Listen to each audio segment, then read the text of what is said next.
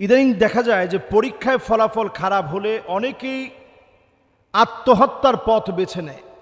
পরীক্ষার রেজাল্ট খারাপ হলেই আত্মহত্যার পথ বেছে নেয়। তো এই আত্মহত্যার পথ যারা বেছে নেয় পরীক্ষা খারাপ হলেই, একটা পরীক্ষা অথবা ফলাফল একটা মানুষের জীবনে প্রতিষ্ঠিত হওয়ার জন্য সবকিছু নয়। এটা খেয়াল রাখতে হবে। মানুষ জীবনে A+ পাওয়া কত মানুষ জীবনে কিছু করতে পারেনি, আবার জীবনে কত মানুষ তেমন ভালো রেজাল্ট করেনি, সে অনেক কিছু করেছে। এজন্য মৌলিকভাবে ইসলাম যারা আমরা ফলো করি, আমাদের একটি জায়গায় আসতে হবে, ওয়াল কাদরি খাইরিহি ওয়া শাররিহি মিনাল্লাহি তাআলা। ভাগ্যের ভালো এবং মন্দ এটি আল্লাহর পক্ষ থেকে দেওয়া হয়ে থাকে। তাকদীরটা হচ্ছে বাহরুন আমিক, এটা বিরাট একটা সমুদ্র। এর নিচে যদি আপনি বেশি নিজেকে ডুবাতে চান, আপনি হারিয়ে যাবেন। তাকদীরের বিরাট বিরাট ঢেউয়ের কবলে পড়ে আপনি হারিয়ে যাবেন। এজন্য তাকদীর নিয়ে অতি প্রশ্ন করা এটা বিদআহ। সাহাবাই কেরাম তাকদীর নিয়ে খুব বেশি কোনো প্রশ্ন নবীজিকে করেন নাই। এটা হয় না কেন, এটা যে হবে এটা তো আল্লাহ জানতেন, এটা হবে এরকম আল্লাহ তো জানতেন, তাইলে আল্লাহ দিলেন কেন, ভাগ্যের খারাপই কেন আল্লাহ তাআলা বান্দাকে দিলেন। এ জাতীয় তাকদীর নিয়ে অশালীন প্রশ্ন করা এটা একটা বিদআত। আপনি জীবনে কোনো কিছু সফলতা অর্জন করতে পারেন নাই এই পরীক্ষায়, হয়তো সামনের দিনে আপনি অনেক ভালো করবেন। শুধু A+ পেলেই জীবনে আপনি সফল হয়ে গেলেন, আদৌ বিষয়টা এমন না। অথবা আপনি হয়তো ঢাকা ইউনিভার্সিটিতে চান্স পেলেন, আপনার বন্ধুরা চান্স পায় না, সে ভেঙে পড়ল। আমাদের সাথে অনেক ছেলে পেলে যারা একসাথে আমরা বন্ধু বান্ধব ছিলাম, যারা পড়াশোনা করেছি, অনেকে তখন ঢাকা বিশ্ববিদ্যালয়ে চান্স পেয়েছে। ব্যক্তিগতভাবে আমিই পাই না চান্স। আমি তখন জগন্নাথ বিশ্ববিদ্যালয়ে চান্স পেয়েছি। তা আমার কাছে তখন বারবার মনে হতো যে আহারে, আমার জীবনে তো আমি মনে হয় ফেল হয়ে গেলাম। কিন্তু গণটা করতে গিয়ে আমার কাছে মনে হলো আমি যেটা চাচ্ছি সেটা অনেকটা এখানে অনুপস্থিত। এরপরে আমি আল্লাহর কাছে চাইলাম, আল্লাহ তাআলা আল আজহার বিশ্ববিদ্যালয়ের সুবর্ণ একটা সুযোগ দিল। আল্লাহ তাআলা সেখানে নিয়ে গেল। সেখানে যাওয়ার পরে যতটুকুন আল্লাহ তাআলা তৌফিক দিয়েছেন, সেখানে পড়াশোনা করেছি, দেশে আসছি, আল্লাহ তাআলা খেদমত করার সুযোগ দিয়েছেন। তো এর মানে হচ্ছে কে কতটুকুন ভালো করবে, কি খাবে, কি পড়বে, হাত্তা তাস্তাকমিলা রিজকাহ। আপনি একটা দানা পরিমাণ রিজিক যদি অবশিষ্ট থাকে, আপনার মৃত্যু হবে না। আগে ওইটা শেষ করবেন, তারপর আপনি মারা যাবেন। যদি সব বিষয়টা এমনই হয়, তাহলে একটু সামান্য রেজাল্টের জন্য আমি কেন আত্মহত্যা করতে যাব? আত্মহত্যার পথ আমি কেন বেছে নিব? মান কাতালা নাফসাহু বিশাইইন উযযিবা বিহি ইয়াউমাল কিয়ামা। যে ব্যক্তি আত্মহত্যা করে নিজেকে ধ্বংস করবে, বারবার এই আযাব আসবে। এই আযাবের কারণে বারবার তার মৃত্যুর যন্ত্রণা সহ্য করতে হবে। মৃত্যুর যন্ত্রণাটা কেমন আপনি মাঝে মাঝে দেখেন। একটা তেলাপোকা, আপনি হয়তো একটা বাড়ি মেরেছেন, আঘাত করেছেন, কয়বার ঘুরতে ঘুরতে ঘুরতে ঘুরতে তারপরও মনে হয়েছে যে সে মরে গেছে। এরপরও আপনি তাকায় দেখবেন তার পাটা নড়তেছে, তার সুরগুলা সে নাড়াচ্ছে, মানে এখনো সে আপ্রাণ চেষ্টা করছে একটু বাঁচার জন্য। এরপরে দেখবেন পোকা, তার একেবারে পিঁপড়া এসে শত শত পিঁপড়া তাকে কামড়াচ্ছে, এরপরেও দেখবেন পাটা নাড়াচ্ছে, একটু বাঁচার জন্য আপ্রাণ চেষ্টা করছে। আর আপনি আশরাফুল মাখলুকাত, আল্লাহ তাআলা আপনাকে এত শ্রেষ্ঠত্ব দিয়েছে, আপনি কেমন করে আপনি আপনার নিজের জীবনটাকে ধ্বংস করে দেন? এজন্য আত্মহত্যার পথ কোনোভাবে বেছে নেওয়া যাবে না। আল্লাহ তাআলার কাছে সাহায্য চাইতে হবে। হতাশা আসলে মসজিদের দিকে আসেন, ওয়াসজুদ ওয়াক্তারিব, সিজদা অবনত হন, মসজিদে আসেন, নামাজ পড়েন, আল্লাহর কাছে সাহায্য চান। যেই বয়সের হন না কেন, আপনি মসজিদে আসলে দেখবেন আপনার একটা সার্কেল তৈরি হবে, নামাজি সার্কেল। অনেকে দেখবেন একটু বয়স্ক হয়ে যাওয়ার কারণে সন্তান হয়তো বিদেশ চলে গেছে, উনি আত্মহত্যার পথ বেছে নিয়েছে।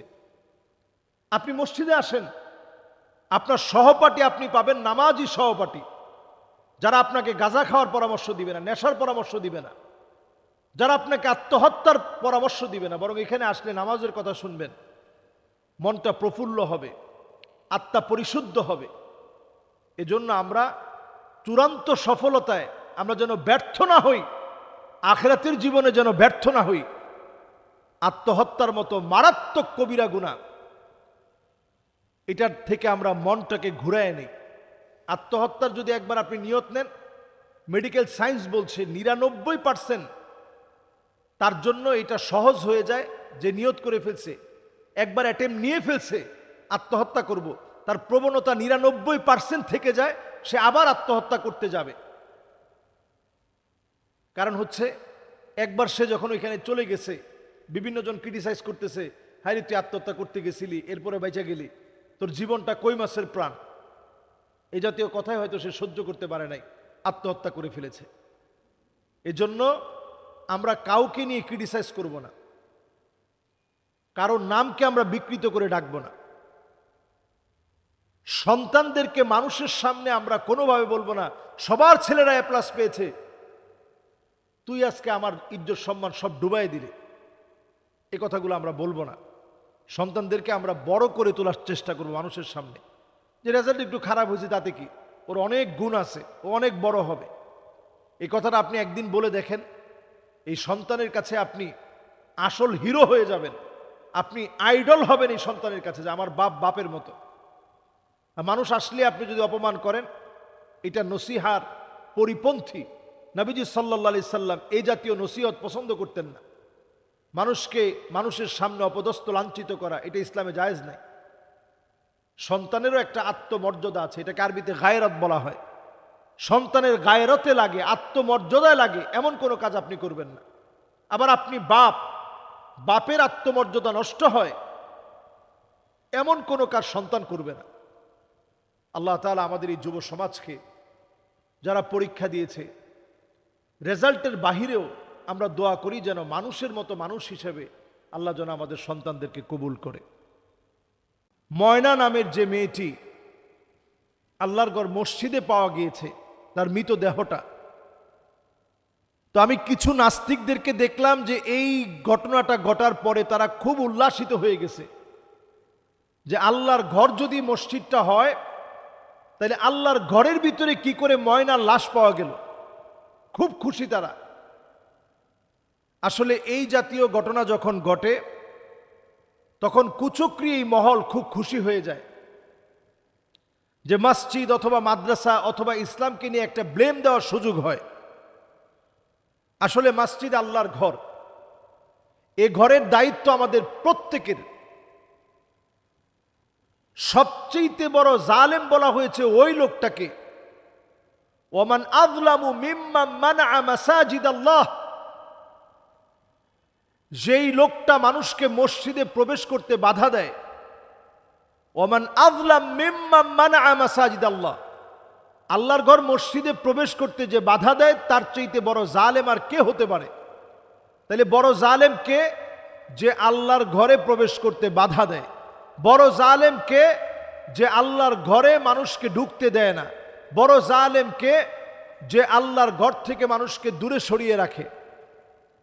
সে আল্লাহ রাব্বুল আলামিনের গোলাম হওয়ার পরেও বাংলাদেশে এখন বলা হয় যে 92% মুসলমান। এই 92% মুসলমানের দেশে আমাদের ধর্মীয় সেন্টিমেন্ট যেন, ধর্মীয় ভালোবাসার জায়গায় এই মসজিদ মাদ্রাসাকে যেন কুলুষিত করা যায়, কুচক্রী মহলরা অনেক সময় এই চেষ্টায় লিপ্ত থাকে।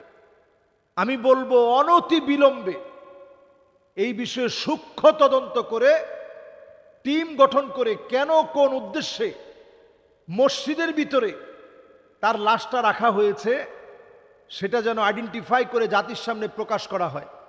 না হলে মসজিদ যে মানবতার প্রাণ কেন্দ্র, এই বিষয়টি মানুষের কাছে এই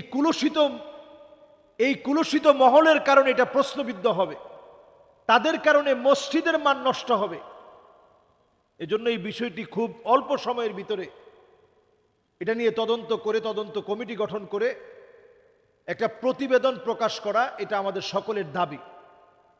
আর যেখানেই এই জাতীয় অপরাধী যারা এই অপরাধ সংগঠিত করেছে, অপরাধীরা যেই হোক, দৃষ্টান্তমূলক শাস্তি, মৃত্যুর পরিবর্তে মৃত্যুদণ্ডকে নিশ্চিত করা, এটাও আমাদের জন্য, এই দাবি করাটা আমাদের ইমানি দায়িত্ব।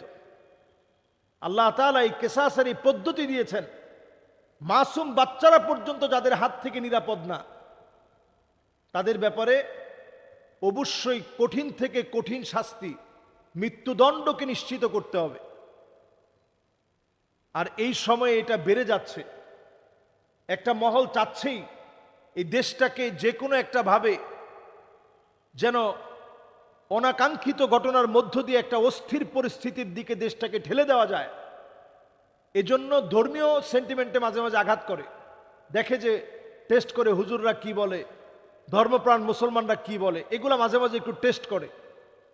এজন্য এই বিষয়ে কঠোর থেকে কঠোর, দ্রুত অনতিবিলম্বে পদক্ষেপ নিয়ে দেশের পরিবেশ যেন ঠিক থাকে সে চেষ্টা চালাতে হবে। দেশের পরিবেশ যেন ঠিক থাকে সে চেষ্টা চালাতে হবে। আল্লাহ তাআলা আমাদেরকে তৌফিক দান করুক। এই দুষ্কৃতিকারীদের শাস্তি যেন বাংলাদেশে নিশ্চিত হয়।